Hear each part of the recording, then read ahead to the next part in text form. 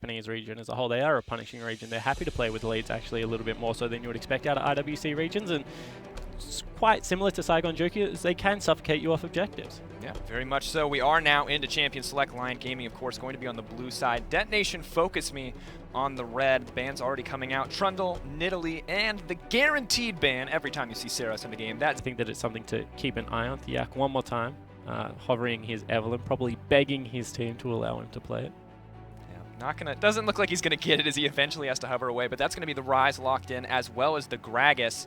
Ryze, one of the picks that's been steadily rising to popularity, no pun intended, as, you know, he's just been able to dominate the mid lane, mostly with Sivir as backup. We'll have to see if that's what they go towards here this time around. Yeah, I like the Ryze Sivir catch potential, especially with an Alistar in there as well, because all you need is one person to get snared up, and then the team kind of panics, turns around, tries to save. Alistar flies through, cleans everyone else up in a nice headbutt pole.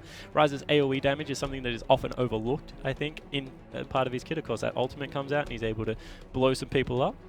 So very smart. Next couple of picks out of DetonatioN FocusMe actually to do neither. Of course, the Braum and the Sivir. Braum, Alistar, kind of the two power picks for the bottom lane if you're not looking to pick up something like a Bard, which is a little bit more of a niche pick, I feel like, for a lot of supports. Sivir, all around a powerhouse. We've seen it every time she's in the meta. On the Hunt can be such a defining ability, and now with the Critiche, she's a team fight monster at that late stage of the game. She's like, it's kind of the Gangplank effect, right? As soon as you allow something to AoE crit, you have extreme difficulty of balancing the team fight capability of that champion, because one AoE crit goes back and like tags an AD carry that maybe isn't expecting it, and it's just so much ridiculous damage late game. Yeah, and it hits everyone on the team. I mean, you think about it, 5 members getting hit by 3 separate mini crits essentially, as they are going to be that reduced damage. It's just so much to deal with. Other side though, looking to lock in their final picks. We'll have to see what they decide on. It looks like the Kalista will come through, so we'll get that Kalista Sivir matchup that we talk about so much. And Poppy, the final pick, most likely for the top lane here on Lyon Gaming. Cool. That would be a different pick here if he goes with Twisted Fate. Of course, I do like the fact that you can kind of shove Ryze in a little bit and then disappear around the map. Circle. No. I'm just saying, conspiracy theory confirmed. Yeah, circles, Saros' strong suit, as we've talked about. You like to refer to things as effects. We'll call it the Saros effect. Anytime a champion is made with circles, he's just going to pick it up and dominate. I mean, like, I kept talking about it. No one believed me that IWCA happens, and like, in the 1v1, he goes towards like Gangplank, a Zillion, and then a Varus, and I was like, you know what, guys? Circles. Circles. We've got it figured out. Of course, Anivia, surprisingly, a pick that's been incredibly popular here. Kira playing his first 2 games on it over the course of the tournament. Absolutely crushing in lane. Excellent zoning use of the ultimate. Now Saros picking it up as well, so maybe one of these picks that's going to evolve within the IWCI meta as teams really start to figure out what's working. Well, for we them. actually have a theory behind it at Oceania, because you wouldn't understand this pain, Mr. Seeper, but when you're from a region that didn't get a server at the start of the game, when you were playing on that 200+ ping, Anivia was one of the few mid laners that you could play, because you just dropped out the ultimate, wave clear for days, scale into the late game, and that's why predictive cues are so important on Anivia, because the wall actually forces champions to move a specific direction. So really good Anivia players will be able to hit you with that cue pretty much instantly after a wall, because they know how your champion is going to turn depending on how it changes your walking path. So it's something that Kira has shown from the CIS region. Swiffer, surprisingly, hasn't shown it this, but is also a very good Anivia player in his own right. And I just feel like it's something that, you know, us poor guys that got left out of the start, you know, we just had to learn how to do it, man. Hey, man.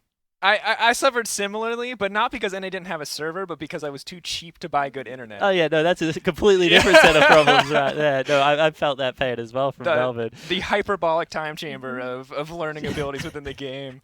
So you start to learn completely different skill sets. I remember going from 140 ping playing Thresh to 30 ping playing Thresh, and realizing I could never land a hook ever again. No, and like, you can't even CS when you make the first jump, so it's a little bit weird. But so you look down the lineups of these two teams. Once again, I'm going to say that it may be a little bit more of a finesse comp coming out of the Japanese lineup. You know, with the Kindred, with the Nivea, you're going to have to be able to jockey for position around map. They have very good neutrals. I think something people overlook in Nivea's kit is the fact that we upped her damage to neutrals off the ultimate, so she takes Baron and Dragon actually relatively quickly throughout stages of the game. And on the side of Lyon Gaming, kitchen sink one more time. You're just all in. Everything you could possibly need. You got the Ryze, you got the Kindred. We've seen how strong Kalista Alistar can be.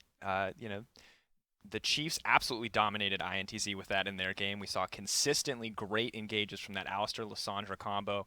Alistar Rise, maybe a little bit different for the engage opportunity, but can surely provide an immense amount of CC if given the opportunity to go in. Yeah, so. they also have the Poppy and the Gragas, right? So they have the ways to start these fights. The other good thing about Kalista, we talk about it a lot, but Kalista versus Kindred. Kalista chooses when her damage goes off. So even though Kindred Ultimate saves your life for quite some time, against a Kalista, it can be kind of that double-edged sword, because as long as you're standing in there, she's in there throwing spears into you and ready to pop everyone. So I think that there is going to be like that back and forth between these two team compositions. Really interesting as well how they're going to use the dual zones of both having the Anivia ultimate in the wall, in addition to using the Kindred ult, potentially able to use it entirely for their team with a good wall, or just use it to zone a team to where they want them to be. So I think a lot of AoE or a lot of area control coming in from this lineup on the side of Detonation FocusMe should be able to force fights on their terms, but you also don't really want to pile in on a composition that consists of Kalista, Poppy, Rise, Alistar. You never want to be grouped up on them, so they can dictate fights, but they have to be careful which ones they choose. Yeah, completely agree, which is why it's a little bit more finesse. Unfortunately, guys, we do have a little bit of an audio issue on Detonation FocusMe comp, so we'll see whether they were able to get that sorted out for you as quick as possible and hop onto Summoner's Rift as we check the players out on the screen fiddling with their headphones, supporting my bold claims. You can see Saros looking pretty confident, sitting there, expressionless, ready to get into game. I call it the eyes of the killer, right? Eyes you know, of the when killer. you just look down the player cam and they're just like deadpanning you. So, like, you know, they're focused, ready to get into game. And once again, I compare Saros to Kira a lot because they're kind of the two quirky mage players from CIS and from Japan, like two more unknown regions. And now he's thrown the gauntlet. He's like, Anivia, boom. Thrown the gauntlet against someone who is not Kira, however. So very interesting to see how this works out, but not only are they quirky mage players, they're very successful quirky mage players in terms of IWCI. And that's not something we usually see. I mean, there's historically, a lot of names in the League of Legends community that have played odd things and been successful, but not nearly as consistently as we've seen it from Saros and as we've seen it from Kira, and the trend just continues. And Anivia appearing to be a popular pick among the oddball mid players. Yeah, and you know what? IWC regions historically have struggled to close out games, so Anivia just elongates that problem. It's something that at All-Stars we saw like time and time again, that like you just can't push into this champion, and like it's very, very risky to dive because she walls off the rest of your team. So it's just this double-edged sword with Anivia, kind of a feeling of Azir, but without the hard playmaking ability, a little bit more hard CC out of the queue, but not like the Shurima shuffle that we've been talking about of scooping people back into your team. Additionally, not quite as much setup time required. Azir wants that area of zone, wants that control, and we'll have to see if Anivia can do the same thing. A little bit more flexibility. You can note that she has taken the exhaust against Rise here, and it's looking like standard lane setup so far as Udapon throwing out that sapling, spotting out Jaral in the bush. Saros getting cheeky. So small abilities traded back and forth here, but neither side may be looking to swap lanes quite yet, although Kalista is now starting to back, so potentially going to have a lane swap, as most of the games so far today have been standard lanes. We mentioned it a lot, but Kalista did get tapped in her laning phase, so possibly doesn't want the standard lanes. Sivir makes you lane against minions a lot anyway, so probably going to see Seiya, at least lately, go from what we've seen, will go into a Hurricane Rush to try and kind of match that wave clear that does come out of the Sivir. But it's going to be interesting either way to see which way this game goes. Yeah, really tough in the early game. As you said, not only did the nerfs come out, but never really was Kalista able to keep up with that wave clear pressure coming in from Sivir. So a lot of onus to be proactive on the side from Lyon Gaming to make sure that they get the optimal lane set up so that they do not get punished. Because Kalista, we've seen her be an absolute powerhouse, but in terms of pushing pressure early game, no one's ever going to beat Sivir. Yeah, I agree, and you know that also unlocks Eternal there in the bottom lane, because if Braum is able to disappear, you know, Sivir pushes out the wave, like goes into mid lane, goes and helps the jungler for a little bit, can unlock this roaming support style that we see a little bit in Japan as well, so we'll see if that becomes a factor. And we've discussed this as well as an invisible pressure. The second Braum goes missing, you have to respect. The second Braum goes missing, you think maybe you've got the opportunity to look for the 2v1 on the Sivir, but maybe not. Maybe Braum, you know, it's just that unpredictability, that element of the unknown forces, you know, kind of poor play from teams if they're not careful. Yeah, and that's something that is a recurrent theme right now. I think INTZ have been one of the best teams at least with vision control, but a couple of other teams, even the winning teams, haven't really capitalized on vision control enough. I mean, I was talking about it last game as Issaros, you should be able to force fights over vision, not just objectives, by setting up pink wards in your jungle as defensive areas, and I think that that's something that Lyon Gaming will look to try and utilize here because, you know, with the Gragas, once again, with the Rise, they have great catch potential. If you go into that fog of war and you're not 100% sure it's empty, there is a potential for this team to catch one person and blow them up. Yeah, I mean, I think a lot of this game is going to come down to, can anyone find a game in the early game? Because if you find a lead, we've seen so many teams snowball games out of control. It's never really come down to which composition can execute better, because you never make it to the point where it's about the team fight or it's about the split push when teams are just finding kills left and right by outclassing each other in the jungle or in the mid lane, you know, on an individual level. And while a lot of that is playing around vision and finding these advantages, at least in case of Revolta, he just absolutely dominated the competition. And so I think that this game, if Detonation FocusMe do not dominate the laning phase, Lyon have all the tools that they need to come out on top. They've got this great scaling Rise. They've got the mid-game power of Kalista Alistar, which is an absolute powerhouse, always has been. So a lot of opportunities for them to do really well with this competition. Yeah, and I like the thought of it, right? Because it's if you don't execute on that early game pressure, then where do you go from there? And I completely agree with you, because Revolta got to the stage last game where he would walk into the jungle, he would kind of face check a brush, someone would turn around, try and hit him a couple of times, and he's like, no, man, I'm still coming for you. Like, I've got a completed abyssal now. Like, I'm going to try and kill you. I've got 2-3 levels on you, 20-30 farm, and 2 kills. Like, yeah. You can't fight me, even if you hit me with everything. Yeah, exactly right. So it did get to that point in that game where 2-3 members were trying to answer that, and it still wasn't enough. But it's like, if you set it up early enough, and if you're willing to be able to patiently bait these traps and like catch people, because like lots of people are greedy. I mean, like, I'll use the example of the Chiefs as actually we jump into game, so I might save that one. But Radier walking through his own jungle because he was like, I'm safe, and then Corki was like, no, you're not, you're dead. And Radier Instantly like, oh, blown up. Yeah, yep. Damn it, like, how did I not see that coming? Well, because you didn't have good enough vision to make sure you can make that play. Yeah, and playing around that, absolutely what defines like the good teams from the great. Well, I would say the okay teams from the good, even. Vision control, just such a huge part of this game, especially as every team has started to level up in terms of their macro game. Long ago it was, you know, can a team use vision control properly? As Seiya, not really respecting the vision here. Concussive blows coming out, Ignite going down. Seiya not burning Flash quite yet, and may just accept his fate, his first blood. He can't burn Flash. Where is he going to go? Into their turret? Like, he's on the wrong side of the map. They try and get Krugs, and DetonatioN FocusMe with just a heads-up play catch them out. Yep, Catch going to pick up level 2 as well, and that first blood for DetonatioN FocusMe already starting them off on a good pace. You know, sniffing out the lane swap, knowing that the lane swap was coming, making sure that they get the 2v2 lanes, and now getting first blood as well. Could not have a better start for this Sivir lane, as Braum already freed up to roam a little bit and throw down some vision. Yeah, Saras already showing that he's quite good at hitting a Nivea Qs. We'll be able to chunk Yuri just a little bit. What I want to talk about is that's a greedy play out of Lyon Gaming, because what they did is they warded and they went through the Raptor entrance of the jungle because they thought they had the blind lane swap, and what they wanted to do was slow down the jungle of Catch and see if they can get Thiak a little bit ahead. Of course, he needs to have a little bit of a snowball advantage because Gragas just not going to farm as quickly as a Kindred. But what they didn't account for is maybe a blind lane swap comes the other way, and they didn't save a ward for that brush. So that means you have to face check. And when you have to face check something like that, it's just going to be bad news. Very high risk, low reward play overall, because even interrupting the jungle may not have offered them too much as Seiya. Just continues to take a ton of damage. The difference between level 2 and level 1 absolutely massive as Zeros continues to crush out these trades. And Catch, you know, on pace with jungle so far, now looking to get aggressive onto Thiak, although he's coming in just a little bit too late. Yeah, he certainly is, but he is a little bit higher health as well. Catch did something that I like to do on Gragas. I think that at Gragas, the first 2 clears that you have smite, you actually have to smite the Wolf Camp, just because he is a little bit more prone to invades, and you saw that the Wolf Spirit was offering a little bit more additional vision there. Catch reads that and backs away nicely, but it's just something to keep in mind. It's a little victories on Gragas, like not getting invaded first clear. Thumbs up. Because if you get to level 6 uninterrupted, you are a powerhouse in the team fights, but he is prone to invades early on in the game. And especially against the Kindred. We've talked about how crucial Lamb's Respite can be for those savior moments. We've seen it in a couple games today. Saigon Jokers especially, we've seen Lamb's Respite come in clutch to win out in team fights to create greater advantages, and just not as much of an option when you have to worry about that explosive cask potentially knocking you out of your own zone, out of your own safety.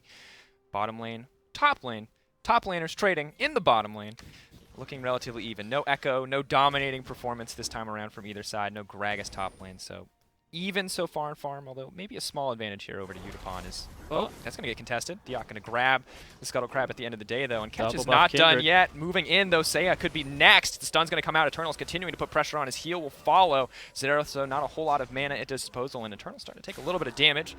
End of the day, though, still trade in the favor of Detonation FocusMe, and it looks like Gragas was also able to make it out with his life on the bottom side of the map. Yeah, and more importantly, the reason the trade's pretty big on the side of Detonation FocusMe is because it's the support that's getting chunked out, and he has 3 potions versus just a Doran's Blade on the Callista. So she has absolutely no way of healing up apart from like Alistar stamping his feet a little bit and yelling at people. So it's a tough matchup when that starts happening because you burn through Alistar's mana, especially if he's using defensive spells. Yeah, maybe force him to put a few more levels in the heal than he actually wants to. And of course, was nerfed, I think, 2 patches back. Yep. Not a huge change, honestly, because it's such a low healing number anyway that the small percentage nerf isn't that big of a deal. But does start to add up, especially in a lane that you're already losing after that first blood. Luckily, though, First Blood does go over to Braum and not over to Sivir, so not a crazy advantage yet at this point in the game. So it depends when they get the advantage, because if they get it back in on the Sightstone and he's able to use it to pick on Theak, then it's actually quite a big advantage, but I agree that you would probably still rather have it on the Braum than the AD carry. But this is up to now Detonation FocusMe to recognize that, you know, vision is where we got the advantage, not necessarily in power, so let's use it to create plays elsewhere, not to brute force the lane. As Theak actually trying to come in for his first gank. Yep, and while Theak was looking for that first gank, we did see Poppy not wanting to use the teleport on the bottom side of the map. Miss out on a decent amount of CS, now a little bit behind, but there comes the Alistar Pulverize. Zeros with an excellent spell shield to block that one out, but Eternal could be safe. Nope. Stand beside me as he makes his way back to safety among the team, and the gank not working out in the favor of Lyon Gaming. Yeah, but Udapon actually completes the teleport, so we'll see whether he just has to run back to the lane as quickly as possible. Now Gerald gets a little bit of a respite in the bottom lane. Yeah. So, nice heads-up play from Lyon Gaming. Works out in favor for them overall, I think, or maybe not overall for Lyon Gaming, but it does even out the CS on the bottom side of the map as Maokai desperately tries to run that one back. Interestingly, we've seen Darksteel be very popular on Echo and on Gragas. Don't see it as much on the Maokai, but it is coming out for Udapon this game. Yeah, and I think that describes Udapon as a player, pretty much. I'm not necessarily going to say, like, this is what all Maokais will do from now on, but I have a sneaking suspicion that the Max E Olaf main will start doing this. You know, very famous for the game versus the Chiefs, where his cheese of... he took Ignite Teleport, I think, and maxed E into a Malphite, so... It was an interesting pickup. Catch once again getting aggressive with the Mounting Dread, but that's never something you want to see. That's the kind of pick where it suddenly changes the way you play the game completely. Yeah. You either have to gank that Olaf and kill that Olaf, or just accept that that lane is going to be some kind of disaster that you've never experienced before. Yeah, and I think the Chiefs famously went with like the number 2 option of like, you know, you're on your own, buddy. Eventually we'll be able to deal with him because we have a control mage, and Olaf, of course, without a ghost or a flash, struggles to get on top of carries. But the laning phase was definitely brutal. As Catch is actually doing a pretty good job of farming out this jungle, but more importantly, Theak goes back, gets the early track, is able to keep people out of his jungle, and is farming up nicely as well. So I think that this is a much better setup right now out of Lyon Gaming, and this is something that they can build on. In some ways much better, in some ways much worse, though, as we see Anivia with almost a 30 CS lead over Ryze in the mid lane. Saros playing a circle champ, doing incredibly well, out-farming his lane opponent, though. Not something he's always known for. But a massive lead at his disposal only 8 minutes into the game. I would agree with that. He's a team fighter, out and out. I don't think he's famous for bullying out lanes. As I said, probably more famous for like clearing as best as he can and disappearing and trying to connect with another member on his team, but doing a good job this time around. I think that like the good thing about Ryze is you're always Ryze, right? And I try and explain this in the nicest way possible, but 2 combos, you can either get 3 snares out or 3 Qs. Qs do the more damage, snares don't. And at the end of the day, Yuri will hit Seraphs and Roa and still do damage on Ryze. It's not like you can change the champion.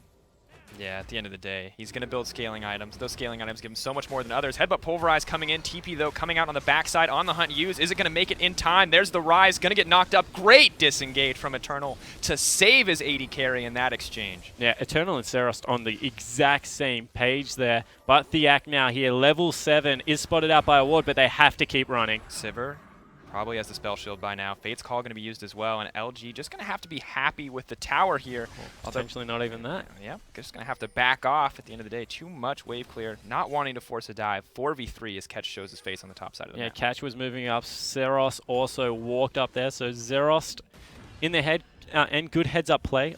That was a really nice Braum ulti. There's a little bit of a fight here, Girl versus Udapon. Udapon doing a decent amount of damage with Corrupting Potion, Dark Seal, and actually really doing a lot in this matchup. Normally it's just kind of the back and forth trading of cooldowns, no one really doing damage to the other, but you know, Udapon consistently coming out on top. Not a major CS advantage yet. He did have to give that up after a TP earlier, but I think the other thing he's doing is waiting out the candy bar really nicely. Like, people trade within the shield of the Bracer a little bit too much.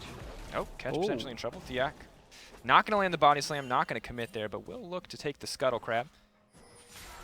So, you know, Udapon's patient in the windows that he's trading is actually netting him a pretty significant advantage in the end.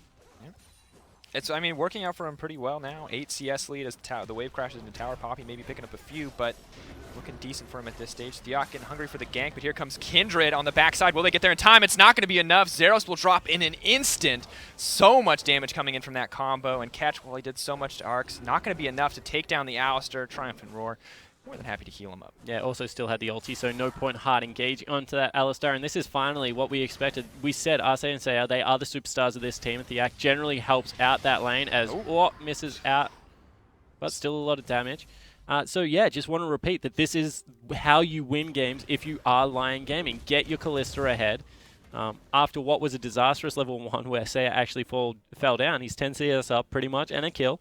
So this is pretty good news right now for Lyon Gaming. Exactly where they want to be. They want to get to the stage where they can make or take advantage of that Kalista. And as you predicted, trying to balance out for the poor wave clear of Kalista overall, we do see the buildings of a Runan's Hurricane. So on track, as expected, but I think doing better than we would have hoped, especially after dropping first blood in that fumble on the top side of the map. Yeah, completely agree. But good heads-up play out of DetonatioN FocusMe. They actually swapped their duo onto the bottom lane. The reason it's so huge is Catch has now picked up his Devourer. There is a mark down there as well as the Dragon, right, for taking. So they'll aim to equal out on neutral turrets, but also pick up a Dragon and 7 Devourer stacks for themselves, which is a pretty good news story. If you're a Kindred player out there, you like that. Yeah, it's absolutely everything you want in that exchange, but the downside is that they've lost so much pressure on the top side of the map as Kalista and Alistar are now starting to push in, maybe hoping to lock down that tower. Thiak and Jural hoping to pick this up here. Oh, not going to get the stun, unfortunately. Here comes Catch as well. Looks like a few cooldowns traded, but no fight starting yet. Mounting Dread. Thiak just going to make it to safety as Kalista and Alistar will drop that tower on the top side of the map. Well, now they have to get the turret, so you see that Catch is actually in here trying to pressure up. 2 stacks, 4. That's going to be the concussive blows getting locked up. A little bit of damage traded, but the wave is just getting cleared too well on the side of Lions Gaming. That's exactly what it is, and all of a sudden, Kalista running into that bottom lane. They didn't burn a teleport or anything like that from Udapon to try and force the play, even though they had a ward behind the turret. Don't know if that's an oversight, but we'll see whether Thiak one more wave has ultimate available. Wouldn't be surprised. There's a teleport. They're looking for it. There's On the Hunt burn. The concussive blows going down. That's going to be the lockup onto the Gragas. It's eventually going to get stunned. Mounting Dread. Braum ultimate comes out. The kill goes down in their favor, but Kalista and Alistar are here to turn it around. Poppy as well. Zero suddenly in the wall. Lamb's respite, trying to give him a bit of a breather, but is it going to be enough as they get knocked up and taken down in an instant? I think the heal was denied by that Poppy ultimate. At the end of the day, the double kill goes in their favor. Kalista picking up one for herself. Wow. They're not done yet. Headbutt pulverized. Triple for Poppy. Seros next on the menu. They're having eggs for breakfast, and that's going to be the ace going over to Rise. What? That was a crazy setup. So in the end, they pulled the trigger, but I think they were too late because they didn't account for the duo rotating down into that bottom lane. And a great heads-up play. You know, we always talk about this Kalista combination where they're able to throw him in, get multiple knockups. And Arce that time just would not be denied time and time again, unrelenting, going for the pressure. And Lyon Gaming, they're now got a gold lead, and for the first time, really turning up the pressure. It's just so fun to watch. 6-2 overall, the 2K gold lead you're talking about. Now looking to get their second turret, although Kalista probably going to have to back off this one. At the end of the day, a massive advantage for them and pulling off exactly what they wanted out of their composition. Running in, not giving Sivir the space she wants to set up to zone in those team fights. But man, when Lions Gaming pile onto you like that, there's just no hope because Kalista dishing out so much damage. Poppy, ugh. We kind of said it, like the kitchen sink comp versus a comp that requires a little bit more finesse. And DetonatioN FocusMe, unfortunately, at least in that trade, just did not have the finesse required. In fact, it was the little interactions of like Jiril denying the heal, as you mentioned during that were just really, really beautiful for Lyon Gaming. And, you know, DetonatioN FocusMe, they had the good lane swap as Theak one more time visiting this lane. He's in trouble here. No, he's all right, I think. Oh, starting to get aggressive. Knocking Eternal back to the team. Braum, stand beside me to try to make it to safety. Unbreakable used as well. Catch, just there for the disengage. Not going to lose too much on either side. And Lions Gaming suddenly with a lot more confidence. Saros looking for the duel here. Jibral, though, making sure it's the 2v1. Not going to give him the fight that he wants. Flashing over the wall to make it to safety. But Poppy's still hungry for blood. DetonatioN backing him up if he needs it, but they are just going to back off. But once again, that's 2 flashes for 2 ultimates, so definitely in favor, although Yuri just burned his flash as well, so that's an equal trade there. My bad. So, yeah, the other thing I wanted to talk about is DetonatioN FocusMe. Actually, let's forget it. It's a bloodbath. You're not going to get the chance to talk, my friend. I'm sorry, but Catch dishing out so much damage. There's On the Hunt. Jiral's overstayed his welcome. A little too confident after that. Ace in his favor and will get dropped. DetonatioN FocusMe collapse on him. Now setting their sights on the turret, however, on the side of Lions Gaming. Potentially overstaying their welcome. DetonatioN not going to go in. Yeah, it certainly looked like he wanted it, but there was no Sivir ultimate to help out the engage. Want to talk about the fact that DetonatioN FocusMe, come on, Catch. Just give it. Yeah, all right, cool. He's out. Go. So You're good. DetonatioN FocusMe made the heads-up play of rotating into the bottom lane and to secure the Dragon, Scuttle Crab, and the bottom lane turret. Nope. Turret dive. Fate's Call coming in. They're going to look to set their sights on Eternal once again. They know he has no flash. That means he's going to get knocked out. Theak picking up that kill, and the tower now going to fall as well. Ship sailed. So Lion Gaming absolutely dominating this map on the second half of it. You know, they got the top lane turret, made a good rotation back in the bottom lane, came up with 2 heads-up team fight. Now they're continuing to pick on this Sivir. We already mentioned that, you know, Saya will have a period of weakness, but once he picks up their first item and can match the wave clear, it's all good news stories for them. They also start denying some of the big stacks away from the Kindred, so Catch going to be slightly further behind than he would like. And honestly, where was this Lion Gaming up against Hard Random? I love everything that they're doing in this game. Yep. They're finding summoners, aside from the first blood, let's be honest, but they're finding advantages. They knew Braum didn't have that summoner spell. They knew they were good to dive again. They're punishing DetonatioN FocusMe left and right for their over-aggression, and we called Japan a more reactive region. We called Japan a region that wants to punish, that's content just playing even, but this time around it's Lion Gaming who are punishing DetonatioN FocusMe for overextending, for getting over-aggressive, and trying to balance out what they wanted to be even objective trades. Yeah, and you know, once again, they're a reactive region, but DetonatioN had a moment in that bottom lane to pull the trigger on a teleport play earlier than he did. In the end, he went way too late, and it's just snowballed this game out of control because it's so crazy. DetonatioN had such a big CS advantage. Saros had such a big CS advantage. This is not what we expect out of the Japanese region. We expect team fighting, not necessarily the huge laning players, but they got an advantage in an area we wouldn't necessarily expect them to, and then threw away that advantage on an area we expect them to dominate it. Maybe just over-eager, not used to having an advantage in a lane, not used to playing it around it, but doesn't really make sense as to why they fumbled so hard in the team fights there, especially that all-pivotable ace in the bottom lane. Really devastating for Japan, and now DetonatioN, you know, going down here to pick up some farm, going to continue to extend the CS advantage, but the gold's still in favor of Poppy as she's picked up those 3 kills. Yeah, completely agree. And, you know, now it's all about consolidation. One good thing that you have to point out for the Japanese squad is the fact that they still have Sivir as well as an Anivia. So as far as wave clear goes, they're not really hurting. For that, they will be able to clean up the map and defend these turrets that do remain quite well. It's now up to Theak to try and pressure around the outer turrets. Already mentioned this once today, but if you have Gragas, if you ward very, very deep in the jungle, you can catch people out as they rotate through. If no one rotates because of explosive cast, you just pop the Anivia out from underneath the turret. Scrambled eggs for breakfast, easy as you like. Pretty solid option for them, and they are setting up a little bit more deep vision. Interesting interaction. Maybe looking to get a little bit cheeky here as they look to take the Rift Herald. So Catch jumped over the wall, Eternal stood behind him, and dragged him back over the other side of the wall. I've never seen that before in my life. I don't really know what to explain there. I think their whole plan was to sneak this Rift Herald, yeah, and then it's just that embarrassing moment where you have to walk around. Not quite going to get it, but they will get this Rift Herald. We'll have to see if they use the pushing power or if it's just going to be an improved recall coming over for the Kindred here. You know, there are some pretty cool things, as this is what I was talking about. Oh, he's been spotted now, but he can't see it. Yep, get him. Oh, looking for the opportunity. Here comes Rise. There's one snare. Looking for another, potentially the second one. Going to lock him down. And you talked about the 3 Qs or the double snare. It's the 3 Q option. And just to finish it off, scrambled eggs for breakfast in favor of Lions Gaming. 8-3 now the score. And this is why I love Gragas into control mages, because no other jungler, well, Lee Sin can, but he's committal on it. Lee Sin's knockout is a melee ability. Gragas is his range, and you saw just lobs it over the wall, follows it up with a body slam. Very nicely done, and now they're looking for potentially catch. Catch? No. not wanting to live up to his name in that one, hoping not to get caught out here. As Yuri does manage to pick up the blue buff, and Lions Gaming starting to choke out DetonatioN FocusMe. Flash headbutt pole was available. Now Catch onto Catch Saya. aggressive. There's 3 stacks. Catch doing so much damage with that buff. They're not going to chase, however, heal coming out from Saya. That's all they're going to get. Yeah, so in the end, Lions Gaming not pulling the second aggressive move. Maybe a little bit of an error because it is a Summoner Spell burn on Saya. Catch with a heads-up play. I like it from him a lot, but still got to call it as it is, and it's 3,500 gold for the Latin American North squad.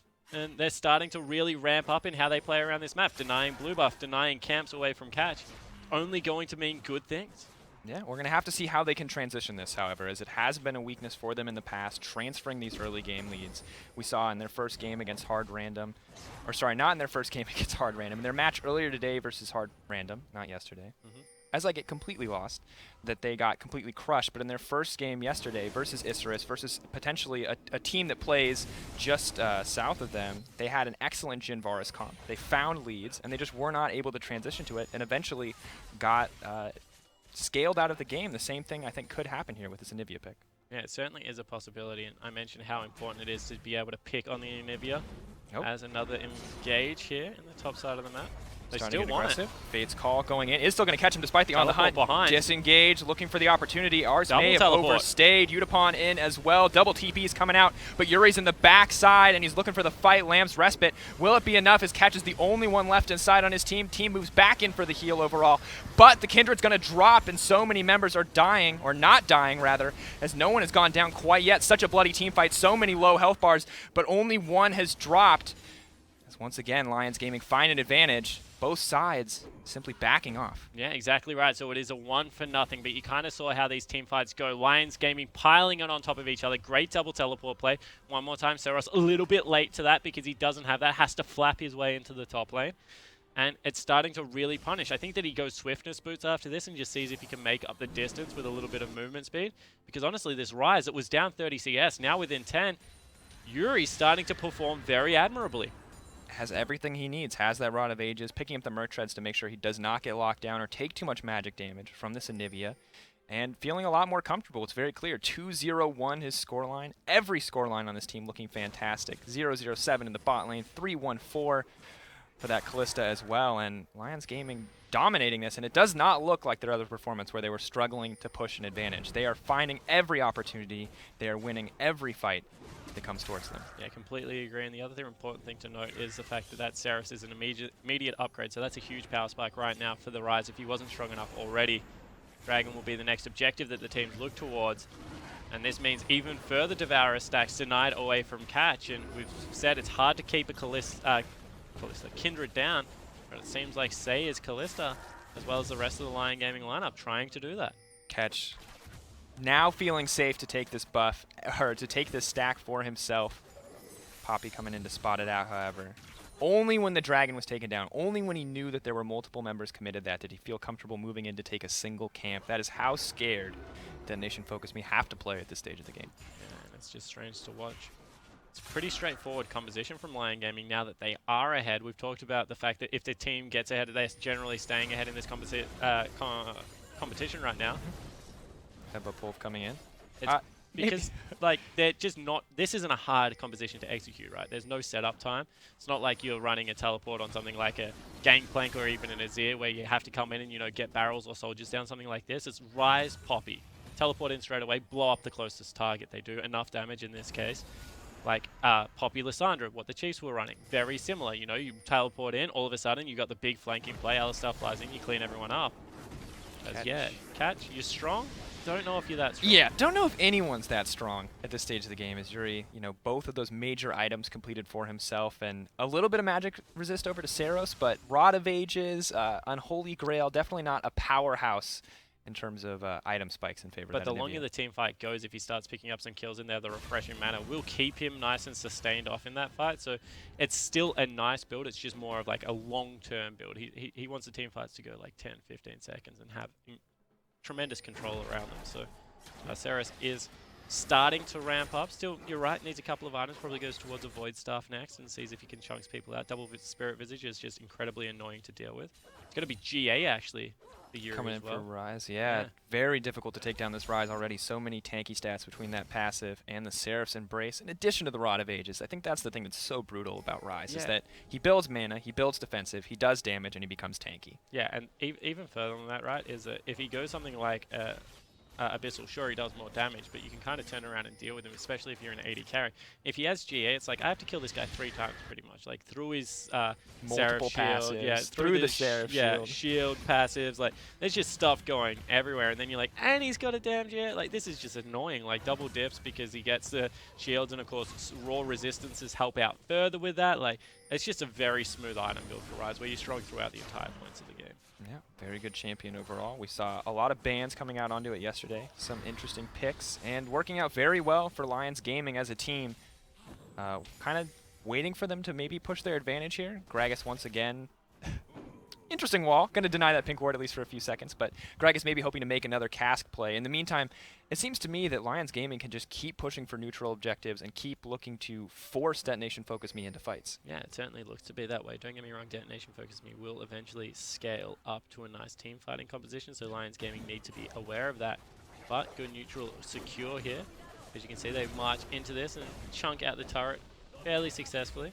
But I'm looking towards Dragons, Barons. If they can start getting those stacking up, it will be fantastic for this squad. Force DetonatioN FocusMe out into the open, where Lions Gaming should be able to use that double teleport to catch them out. Yep, splitting the pressure across the map. 1-3-1 as Ryze sets his sights on the mid lane, Poppy in the top, and the remaining members now setting their sights on this bot lane tower with a little bit of damage earlier, and now the tower itself is going to drop. The Dragon Burn helping make that one a little bit easier as they extend their goal lead to 5K 25 minutes in. You know, even though, I say caught a little bit. Potentially in trouble here. 3 stacks. So many stacking buffs going down onto him. Looks like both are going to fall off before they can make anything happen, however. Yep, so even though Zerost has so much wave clear at the moment with that static shiv as well as the Essence Reaver, the fact that he can't approach the creep line means that Say is able to chunk out that turret. There's just way too much dive potential out of Alistar with ultimate as well as Gragas with flash. So respect shown from DFM. And they're about 5,000 gold down. It's not the end of the world, but a very significant gold lead for this stage of the game. Definitely need to stop the bleeding, and they've been doing a good job of doing that, or of that so far. They've lost the one tower, not the place where they want to be, but they haven't given up any inhibitors. They haven't given up any barons, and that's the silver lining at this stage. Is nothing that it's not a lead that they cannot overcome. They have the scaling, they just need to keep stalling. Yeah, and as long as the base is not broken, you feel like it is a game that can go on for a very long time if you are DetonatioN FocusMe, because eventually it becomes harder to make these rotations throughout the lanes because you're going from outer turret to outer turret, rather inhibitor turret to inhibitor turret, you know, much shorter path. Udapon trying to get cute there, but it's a 3-1-2. Not quite as strong as he was in the early game. Darkseal actually leaving the build path. Does sell for a decent amount of gold. Oh, potentially looking for the pick here, although both sides just going to back off. Spear getting picked out, and now it looks like they're just going to rinse and repeat as LG now moving their pressure onto the top side, maybe hoping to get another inner tower. Certainly looks to be the case, and you got to respect Lion Gaming now that they've got their first real significant lead of the competition. Closing this one out quite methodically in their deliberate movement around the map. Udapon, who is one of those big flanking forces for his team, can't join really because of the pressure that Poppy is putting up. And there is still that threat of being dove both in the mid lane and the top lane for DetonatioN FocusMe, so they have to respect this composition. Fans in Mexico City have to be happy with this one. It's looking like not an assured win, but it's looking like a confident lead coming in here from Lions Gaming and maybe able to make it a 1-3. They're not over the brink. They're on the edge. They need to win this game, but they're not out of the tournament yet. But as we said, must-win games, they kind of boost up your team. They can do one of two things. Like, obviously, they can destroy your morale completely if you lose in a close fashion, or they can really start building you up. And this has to be confidence-inspiring because it is their duo lane that we expect to do well. 3-1-4, 0-0-7, you know, 7 out of 9 kill participation for both of them. Their mid laner is up in CS now and has had a much better performance on Ryze than he had on something like the Azir earlier. That's right. Now getting the third dragon as well, making it that much easier to engage. Zero's burning the ultimate out of fear, out of respect for Yuri, and now they're looking for the dive, but they have to kill that Ryze 3 times, as we've said. TP coming in as well. They really want to take this guy down. Stun coming in from concussive blows. GA coming out. A brief reprieve, but we can be sure that this Ryze is going to drop. It certainly is going to fall down, but at what cost? Because we've already mentioned the dragon burning, and he has himself that Iceborne Gauntlet, so they need to take Baron right now. We already mentioned it. Zeros does pretty significant damage to it with that ultimate. Poppy has TP though. They could look for the fight. I don't know if they're going to. Maybe they just take an inhibitor in response. No, looks like it's coming out. Here comes the fight, looking for it. Fade's call coming out, just trying to delay this one. Going in onto Zeros, getting popped up, but there's the Lamb's Respite coming down, making sure that the AD carry will not drop. Catch doing what he can, but he's taking so much damage from the Baron, has to flash over the pit, and Utapon going to be the sacrificial lamb for Detonation FocusMe. A little bit too aggressive to take the Baron, not losing the inhib. And now it looks like, can Catch steal this one out. He does have Smite, but he does not have Flash. Art's trying to deny any potential turnaround here. They're hoping to get this one. Thiak burning it down. Utapon looking for the opportunity. LG secure the Baron, and a few members of Detonation FocusMe as well. QSS coming out. Saros, no hope. 2 kills going over in their favor. 3 kills. And now the TP coming in as well. This could potentially be game. Lions Gaming just absolutely turn it on. They have Baroned up creeps. They're going to march them into the base. A huge creep wave that was prepared by Jirul, the top laner, and disaster strikes for Japan. 30 minutes in, and LG are looking so strong. They're going to pick up the kill onto Sivir, soloed out by Seiya on the backside. Utapon desperately trying to keep the game going, but the turret won't even take down Thiak. And as they move forward, as Utapon drops, Lyon Gaming are going to find their first win in the International Wildcard Invitational. And as we said, backs against the wall. What a heroic effort to be able to pull this one out. Detonation FocusMe going with a late game scaling composition. Sivir, you know, the Anivia, so much wave clear, but they fight in the open because Lyon Gaming finally draw them out, and it just does not go their way. And I'm just absolutely blown away by this performance coming in from Lyon Gaming. 0-3 at the start. They were looking down and out. It was looking so hard from them, but that game was just about as clean as the INTZ game, or INTZ game rather. It wasn't the jungler who made it happen, but it was the bot lane. It was that Kalista, that Alistar, the excellent movement coming in from Gragas, and they found a massive advantage, capitalized on it, and forced Detonation FocusMe into some horrible positions, eventually winning the game. And I'm just actually going to take a look here at Detonation FocusMe because I feel like they're maybe underestimated this team. I mean, we saw a Ryze ban coming out from Hard Random on the blue side. They understood that they scouted this guy in the mid lane. He's quite a good Ryze player. They also knew on Hard Random's lineup that they were going to focus the mid lane and they needed to bottom lane, and they needed to snowball mid lane to create another pressure point. What happened in this game? Detonation FocusMe do not respect the Joy lane at all. Thiak goes there multiple times. There's no counter jungle pressure coming out of Catch on the other lineup. They're able to use that double teleport out of Ryze, out of the top lane Poppy, and just generate play after play after play. And Seiya makes the other lane pay. As soon as he gets ahead on this Kalista, he tears the game open and grabs it by the scruff of the neck. And Detonation FocusMe just had no response for this. No, not at all. And we think about back to that first crucial moment when Lions Gaming take top lane tower. Immediately try to shift their bottom lane, or their bottom lane down to the bottom lane to try to protect that outer tower. And then Detonation FocusMe know that they have to trade objectives, want to trade objectives, and underestimate their opponents completely. Just like you said, we saw that pentakill going down. Suddenly this Poppy that was so far behind, this Ryze that was so far behind, instantly made useful as they managed. Poppy found 3 kills in that fight, completely dominating overall, and a massive change of pace in the game. And I'm going to go back to it. Double teleport, IWC regions, get on board. It is just so important right now in this tournament because you can capitalize on every single error. Time and time again, Saros was not there to help his team out. Anivia provides so much control. That's why Kira takes the teleport on his Anivia so we can actually help out in these situations. But it was just never going to be the case. So one more time, hats off to Lyon Gaming. They had a shocker against Hard Random, but able to pick up the slack here against Detonation FocusMe. It was a game they have to win, and they execute on it beautifully. Yeah, and now Detonation FocusMe steadily approaching that position where they could be, just like Lyon Gaming, close to down and out. We're going to have to see if they can turn it up in their coming games because that was not at all clean. They picked for the late game. They had good late game options. They even found that first blood going over to Braum and Sivir, but it just wasn't enough for them to find a legitimate advantage and instantly turned on them because they just disrespected their opponents, quite frankly, overextended, overcommitted multiple times, even after the ace, I would say. Just not a performance that they could be happy with. At the end of the day, Lions Gaming, not missing a beat. You want to overextend, we'll take this fight, we'll take this kill, we'll take these objectives, and in the end, we'll take the game. Yeah, exactly right. You know, now Detonation FocusMe joins the likes of the Chiefs and what was INTZ before their last performance, where they are now 1-2, and they'll expect it to make playoffs, one of these teams, and it's just going to be an uphill battle.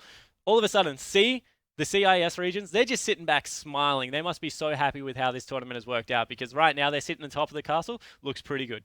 Everyone else engaged in a complete and total bloodbath, and we'll have to see if that trend continues after the break. Don't go anywhere, guys. We'll be right back.